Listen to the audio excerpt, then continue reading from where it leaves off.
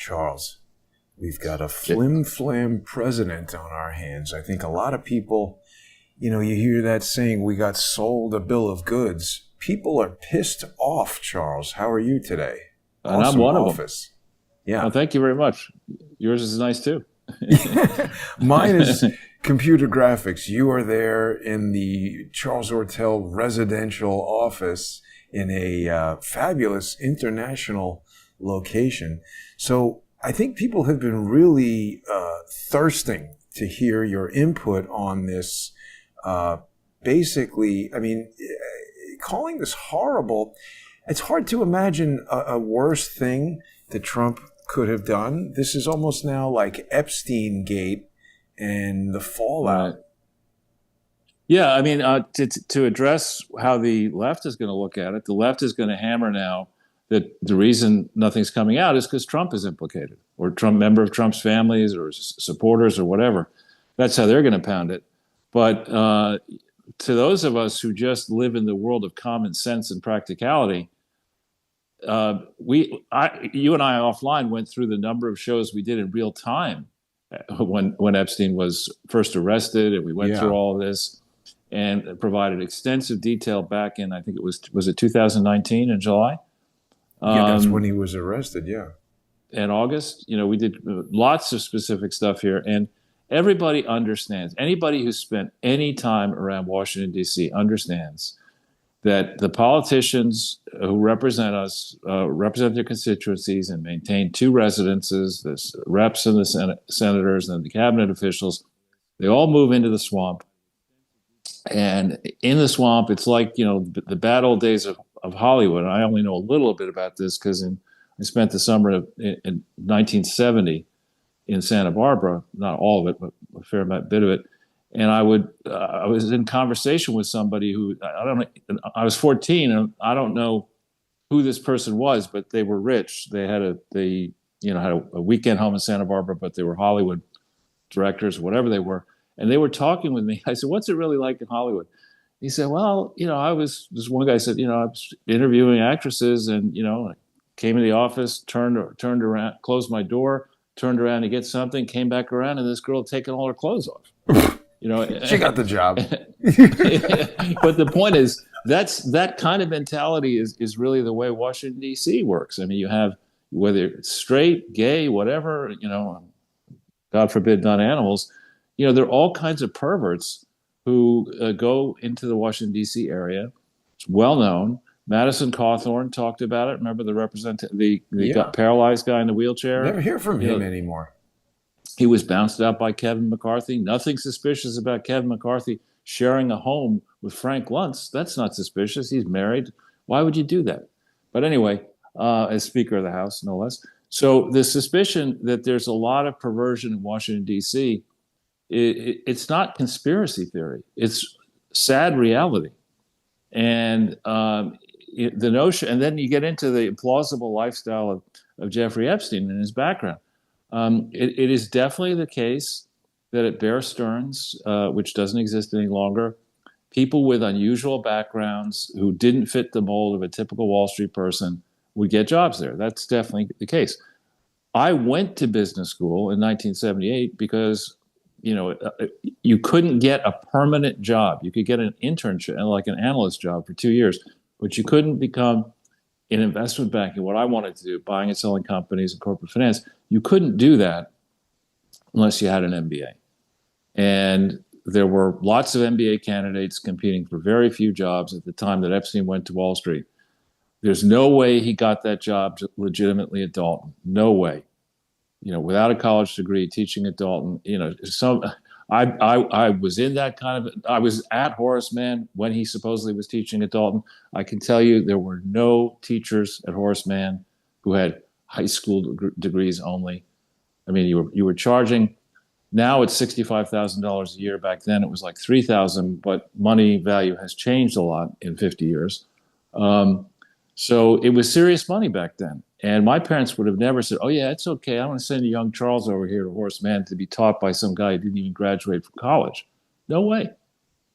And so he didn't get a legitimate job at Dalton. He didn't get a legitimate job on Wall Street. He was fired Bear Stearns, supposedly for insider trading. Then he creates his own firm, and he works with a guy who goes to prison for fraud. And it's never been explained exactly what Epstein's role. Why did the one guy go to prison for fraud and Epstein stay out? What was that? Or whatever that Yeah, guy's name was. Hoffenberger. Yeah. What happened there? And I think Hoffenberger has since died, so we won't learn from him. And then why did Epstein, before he got the mansion, he was living in some property that had been seized from the government of Iran. How did he get that? And how did he get this big townhouse? What was Les Wexner's role in all that? And then you get through the issues of Leon Black. Leon Black, I've met him in social settings. He's a thug. He's an ugly thug, rich, ugly thug.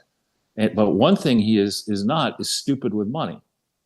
And there is no way that you could tender a bill and explain it to me for the amount of money that Leon Black supposedly paid Jeffrey Epstein for financial advice. There's no way that bill is legitimate. I defy anyone to come show it to me and explain to me why Leon Black would have paid for, quote, financial advice. Now, he might have paid... this isn't a clone of Buddy Hackett right here? I love Buddy Hackett. He was hilarious. But doesn't he look just like him? He's an evil, but he's Buddy Wackett. The evil Buddy Hackett. Buddy Wackett. Not funny. He's not funny at all. And he's very clever with money. He started with nothing, and he created Apollo Management, which is one of the most successful investment firms. And then he punched out. He was punched out of there because he wasn't forthcoming about the nature of his relationship with Epstein. So, this approach and, shut up because I say so causes people like me to immediately re-examine everything that you're saying, because that's not the way I work. You don't just tell me that this is how life works and I just have to suck it up and deal with it. That's not the way this government's supposed to work.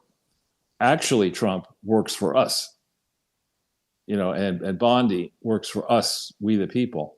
And so there are serious, credible, unanswered questions about Jeffrey Epstein's arrest. Why would a guy like this consent to be arrested? I mean, he wasn't a surprise that he was arrested, right? You go on a private flight, you have to notify authorities.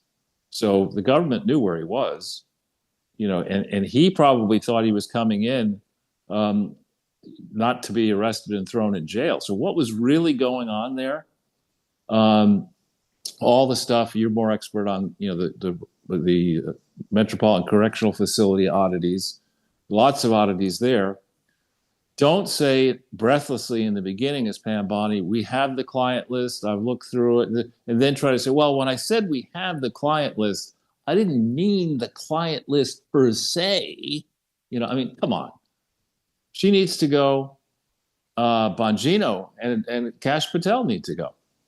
And, it's very close to the point where Trump needs to go. As far as I'm concerned. Charles, I'm with you. I think he's just created a huge credibility crisis that it's almost the worst own goal you could imagine, because truthfully, all he really had to do when that reporter asked the question is just look at Pam Bondi and say, do you want to answer that? And then if she did all the mumbling and stuttering in the world, Trump could just shrug his shoulders and say, well, that's interesting. But let me just... Can I go back over that for a second? Sure. Because I don't think that's the way it really works. I think the way these press conferences should work is they're entirely scripted. People in the beginning are paid to say, all right, what are the tough questions that we might get at this press conference? How are we going to deal? Think up the toughest questions out of left field that we might get in this press conference, and let's get some answers ready. Right? They didn't do that.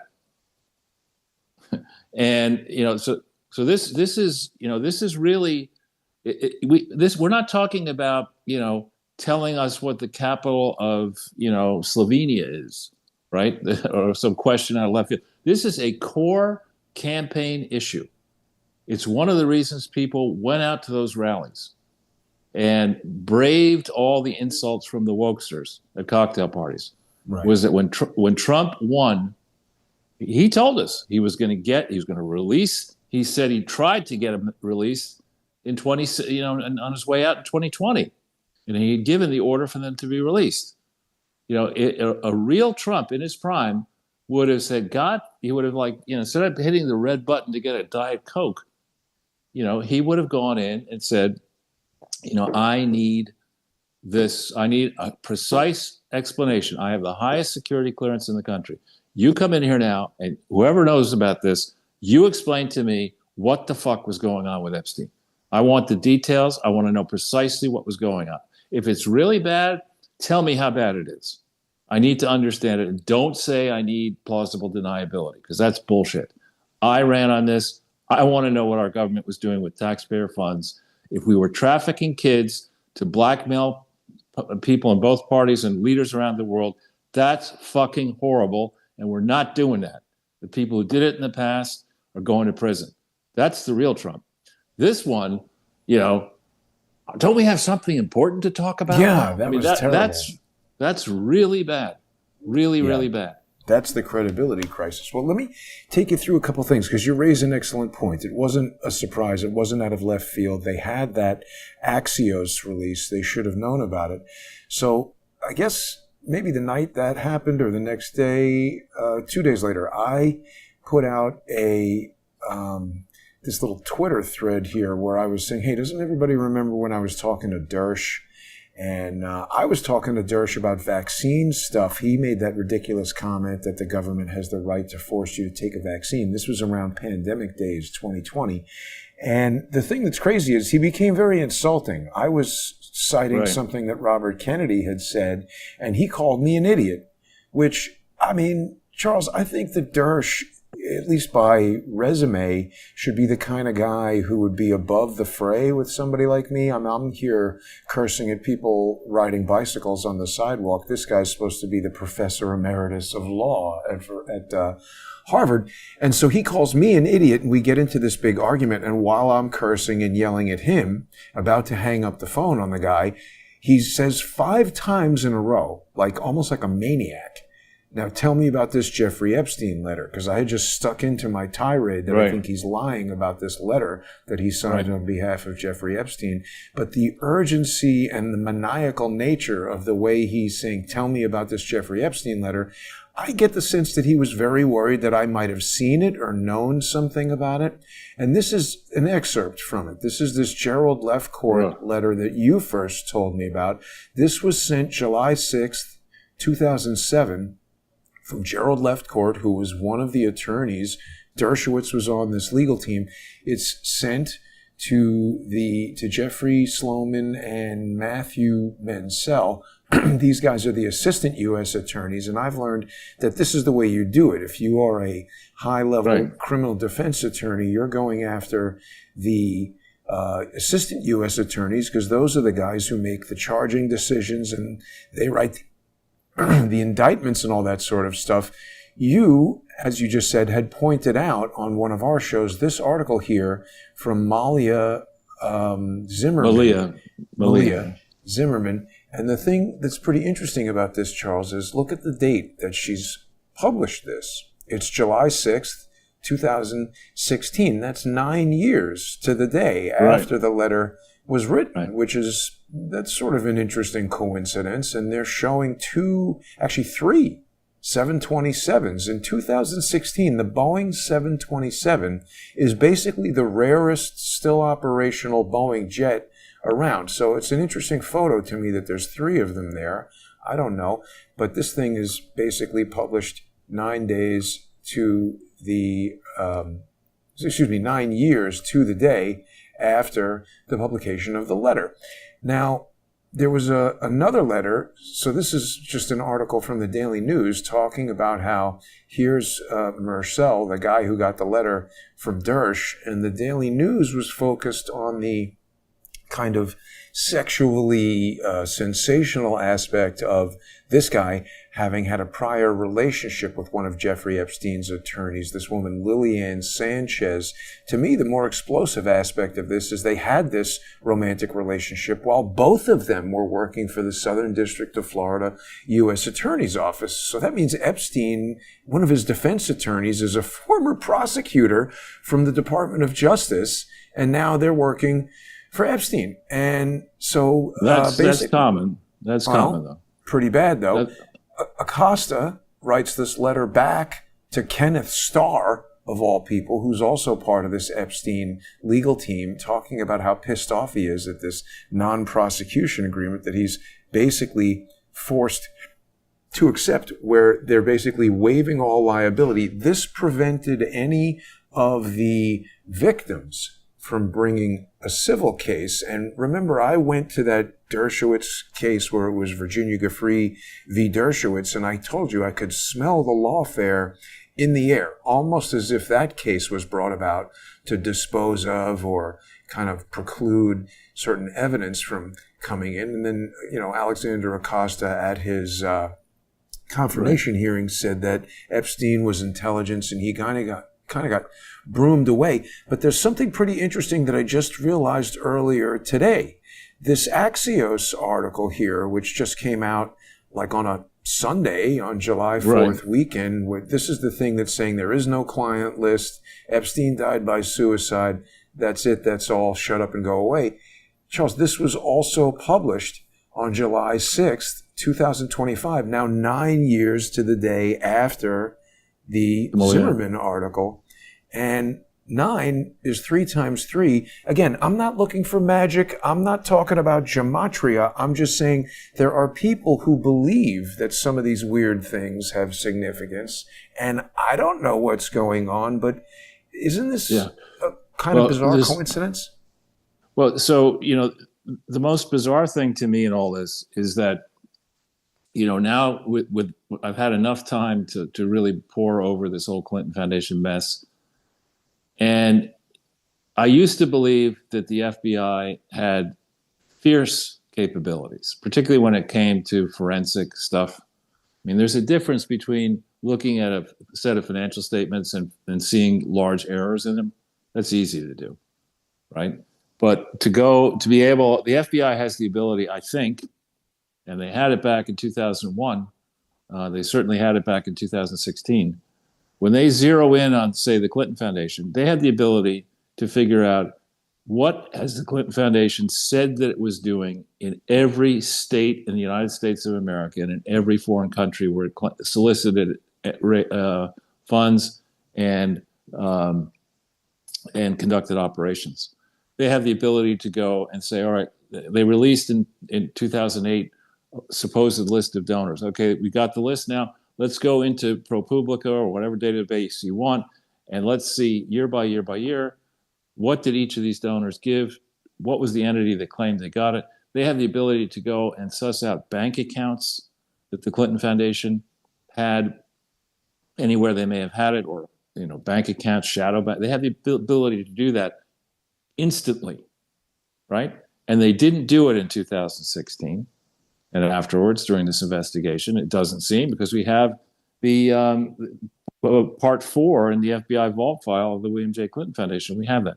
So at the core of the Clinton extravaganza in the post-presidency was Jeffrey Epstein. Jeffrey Epstein was the one who various people, what is that phrase? Success has many fathers, but failure is an orphan. Right. They had multiple people take credit for the Clinton Global Initiative. Bill himself, Doug Band. But in this letter you're talking about, and at the time that article was published, I got in touch with Malia, and I remember, I'm getting older, so maybe my memory isn't as good as it once was, but my memory is that at the time that article came out, the link was not broken, and you could read the whole letter. Shame on me, I didn't print it out. But and we cite in the various slideshows that we did in Sano Man and the other one that we did, we excerpt beyond, I think, what the article says, that Jeff, in that article, which was a leniency-seeking document, where that lawyer Lefcourt was saying, go light on Epstein for these various reasons. One of the reasons was that he conceived of the Clinton Global Initiative, and look at all the good works that supposedly did, which is ironic, because just around this time, various and sundry scoundrels who got up on stage to be honored, Raphael Folieri and others, that the Clinton Global Initiative is a carnival barker's fraud mayhem circus. It has not philanthropy. It was never registered properly. But Epstein, was centrally involved in that. And Ghislaine Maxwell made a commitment at the Clinton Global Initiative. She was attending it when she got subpoenaed, I think, and connected with some other matter. So that's one aspect of it. And the second aspect of it is that Epstein also claims, I think that letter says that Epstein had some role to play in the Clinton Foundation HIV/AIDS initiative. Now, that thing was an exploitative disaster whose financial records have never actually been exposed fully to the public the way they're going to be. And this is something that had come apart at the time of that letter, July 9th, whatever the date that was, July 7th. 6th, 2007. All right. At that point in time, the Clinton Foundation HIV/AIDS initiative didn't exist. The Clinton Foundation was hurriedly trying to get a cover story so they could make sure that the money routed from Unitaid would go into the Clinton Foundation legitimately. So what do? Bruce Lindsay and Andrew Kessel, Bruce Lindsay being the chief consigliere to the Clinton family, who's in the center of every Clinton scandal, go off to London and sign papers fraudulently. They lie to the English authorities about the authorized purposes of the Clinton Foundation. And they set up something called William J. Clinton Foundation in UK, which claims to be authorized as the parent. It wasn't authorized to do this, to fight climate change and AIDS and all this bullshit that they were not authorized to do. But they lied to the authorities. And I think those lies were known. If I can figure them out, certainly the CIA and FBI could have figured it out in 2016. And the reason they needed this is that Unitaid was this entity that had been created that didn't need to exist. The Global Fund had far more money than they could give away to fight HIV and AIDS, but to satisfy Jacques Chirac, the former leader of France, and Gordon Brown, the then prime minister, I think, of the UK, they created this thing called Unitaid and sent more money down the rat hole into WHO.